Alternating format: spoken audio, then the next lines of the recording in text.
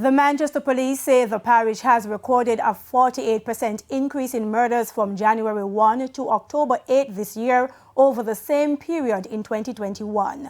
Addressing the latest municipal corporation meeting on Thursday, Inspector Berthlyn Lloyd said 46 murders were reported up to October 8 this year. She says all other categories of major crimes are also up except for aggravated assault and larceny.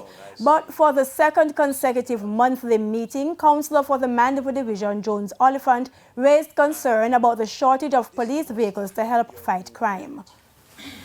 And by extension, cause movement in crime in the parish. Because if you can have so many vehicles that are not working, it means that you are not covering the areas as you would want to, which would bring a reduction in crime.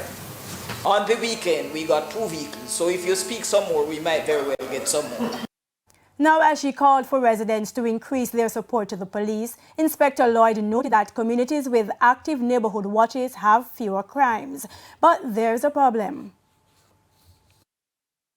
Most of the persons who are interested are old, and some have died, so we are having issues. So if we can get the persons here to buy in and our junior councillors over there to take active part in these neighborhood watches and citizens association, I think this will help us in bringing the situation under control.